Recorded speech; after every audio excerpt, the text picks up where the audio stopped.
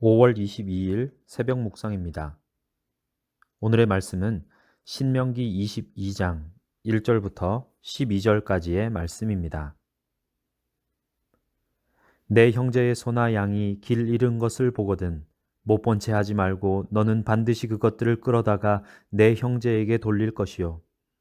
내 형제가 내게서 멀거나 또는 내가 그를 알지 못하거든 그 짐승을 내 집으로 끌고 가서 내 형제가 찾기까지 내게 두었다가 그에게 돌려줄지니 낙위라도 그리하고 의복이라도 그리하고 형제가 잃어버린 어떤 것이든지 내가 얻거든 다 그리하고 못 본 채 하지 말 것이며 내 형제의 낙위나 소가 길에 넘어진 것을 보거든 못 본 채 하지 말고 너는 반드시 형제를 도와 그것들을 일으킬지니라.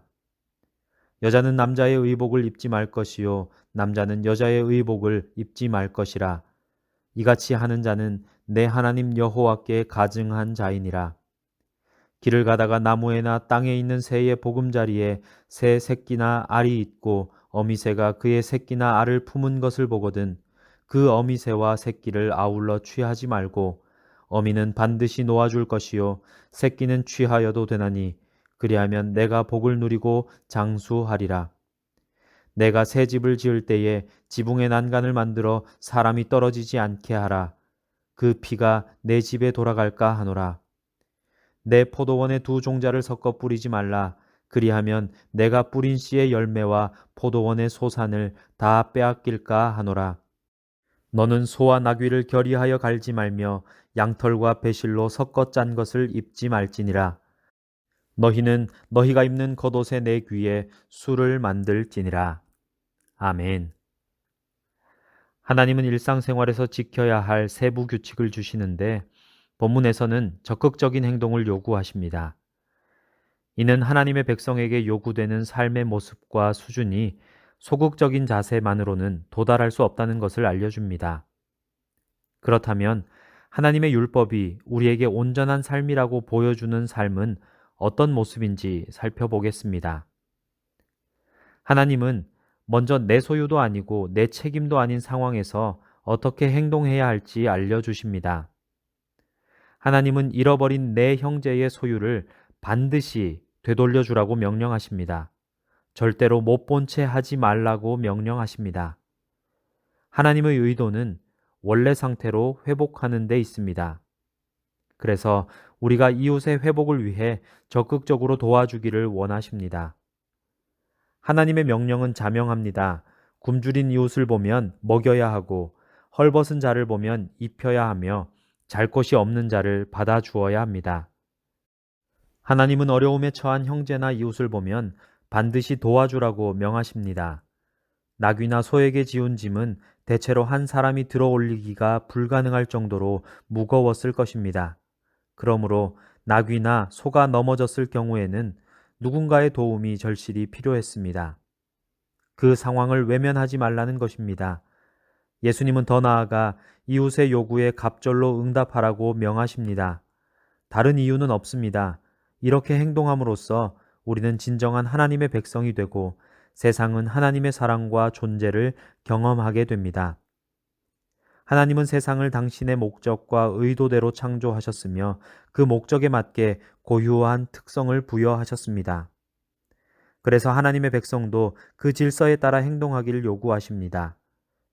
남자와 여자에게도 각기 고유한 특성이 있기 때문에 그 특성을 존중하고 지킬 것을 요구하셨습니다.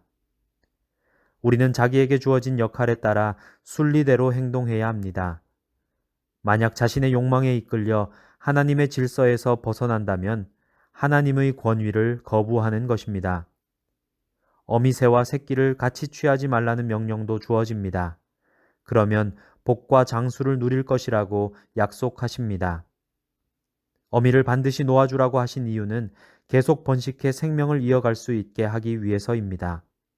하나님은 인간의 욕심으로 생태계가 파괴되거나 종자가 끊기는 것을 금하신 것입니다.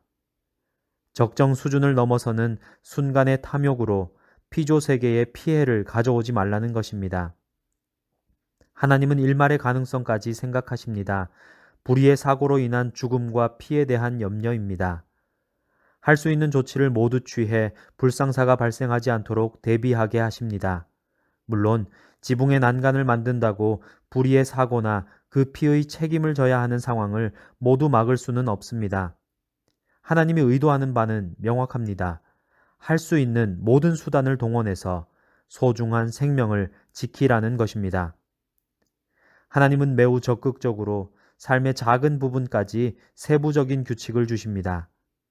하나님은 작은 것이기에, 나와 상관없는 것이기에 당신의 백성이 소극적으로 살아가는 것을 용납하지 않으십니다. 우리는 최선을 다해 살아야 합니다. 우리가 할 수 있는 모든 것으로 하나님의 뜻을 따르며 선을 이루어야 합니다. 적극적으로 순종하기 위해서는 죄의 본성을 거슬러 치열하게 살아야 합니다.